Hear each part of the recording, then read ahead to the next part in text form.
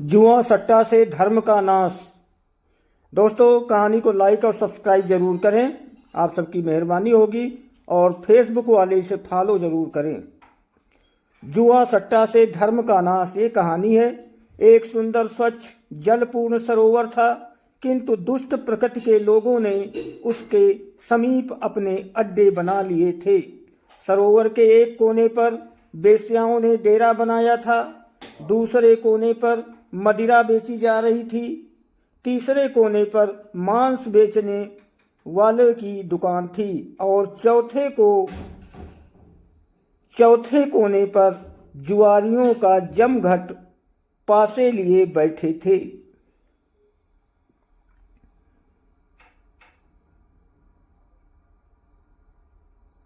उन दुष्ट लोगों के दूत सीधे संपन्न मनुष्यों को अपनी बातों में उलझाकर घूमने के बहाने उसे सरोवर के किनारे ले आया करते थे।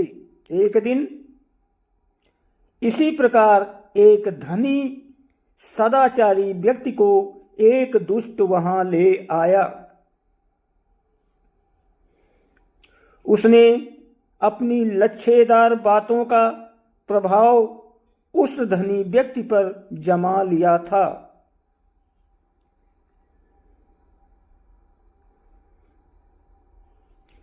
सरोवर के किनारे वेश्याओं का निवास देखकर धनी व्यक्ति ने कहा, "ये बहुत निंदित स्थान है।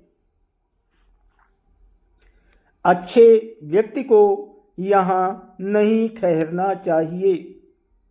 दुष्ट पुरुष मुस्कुराया और बोला, "हम लोग दूसरी ओर चलें।" दूसरी ओर मदिरा की दुकान के पास पहुंचते ही धनी व्यक्ति ने नाक में कपड़ा लगा लिया और वो शीघ्रता से आगे बढ़ गए।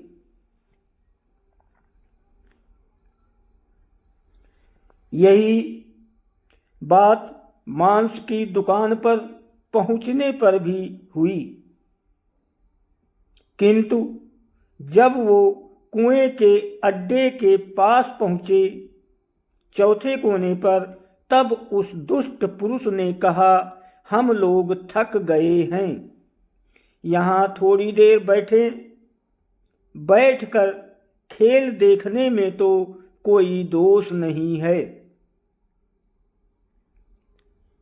संकोचवश वे सज्जन पुरुष वहां बैठ गए। बैठने पर सब ने आग्रह किया, प्रारंभ कर दिया उनसे एक दो बार खेलने का। पासे बलात् उन्हें पकड़ा दिए। जुआ खेलना प्रारंभ किया उन्होंने और शीघ्र ही हारने लगे। उस दुष्ट पुरुष ने धीरे से कहा, "आप जीतना चाहते हैं तो मस्तिष्क में स्फूर्ति आवश्यक है। आज्ञा दें तो मैं फलों के रस से बनी सुरा का एक प्याला यहाँ ला दूं।" एक दो बार उसने आग्रह किया और अनुमति मिल गई। कथा का विस्तार अनावश्यक है।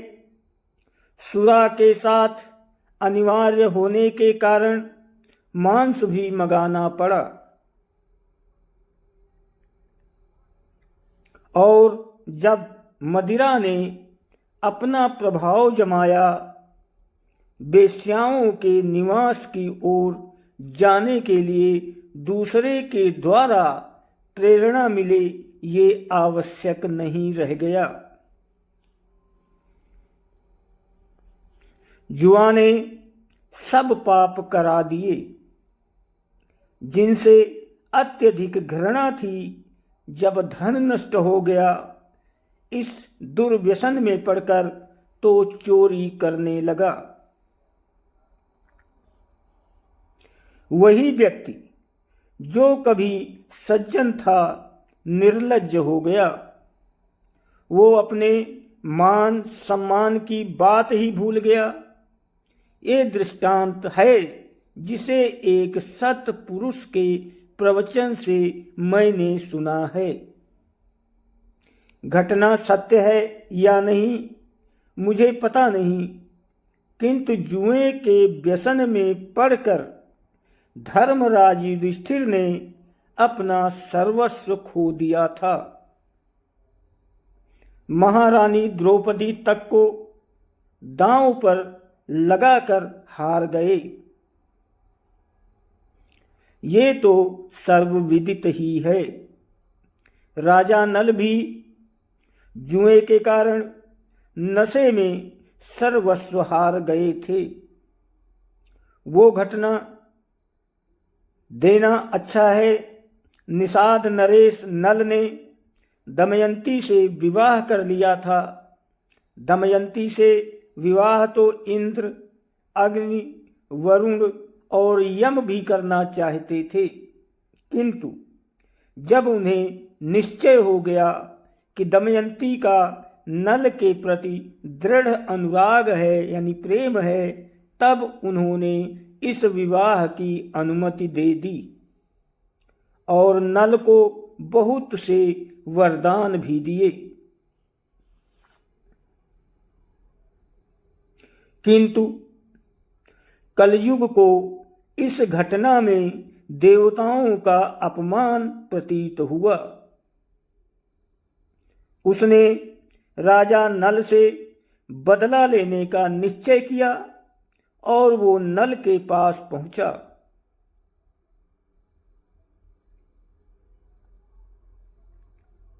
और अवसर पाकर उनके शरीर में प्रविष्ट हो गया। धर्मात्मा राजा नल को जुआ खेलने में प्रवृत्ति ही कलयुग के प्रवेश से हुई थी। उनके छोटे भाई पुष्कर ने उनसे जुआ खेलने को कहा और वो प्रस्तुत हो गए। दोनों भाई दमयंती के सामने ही पासे फेंकने लगे। नल ने रत्नों के ढेर, स्वर्णराशि, घोड़े, हाथी आदि जो कुछ दांव पर लगाया उसे पुष्कर ने जीत लिया। आसपास जो नल के शुभचिंतक मित्र थे उन्होंने राजा नल को रोकने का बहुत प्रयत्न किया, किंतु जुआरी तो जुए के नशे में विचारहीन हो जाता है।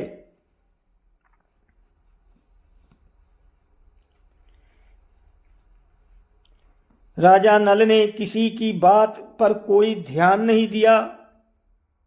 राजा नल बराबर हारते ही जा रहे थे।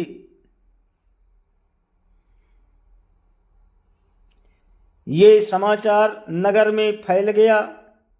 प्रतिष्ठित नागरिक एवं मंत्रीगण एकत्र होकर वहां आए।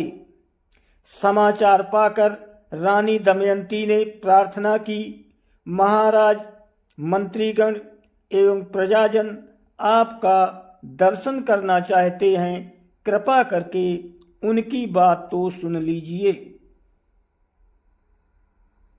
परंतु शोक से व्याकुल रोती हुई रानी की प्रार्थना पर भी नल ने ध्यान नहीं दिया। बार बार रानी ने प्रार्थना की, किंतु उसे कोई उत्तर नहीं मिला। जुआरी तथा सटोरिये की दुराशा बड़ी घातक होती है। अब की बार अवश्य जीतूंगा, केवल एक दांव और, किंतु यह एक दांव और तब जाकर समाप्त होता है जब शरीर के वस्त्र भी हारे जा चुके होते हैं। यही बात नल के साथ हुई। जुआ तब समाप्त हुआ जब नल अपना समस्त राज्य और शरीर पर के वस्त्र तथा आभूषण भी हार गए। केवल एक धोती पहनकर रानी दमयंती के साथ उन्हें राजभवन से निकलना पड़ा। धन्यवाद दोस्तों। YouTube देखने वाले कृपया कहानी को लाइक सब्सक्राइब करें और फेसबुक देखने वाले आपसे अनुरोध है कि कहानी को फॉलो जरूर करें। धन्यवाद।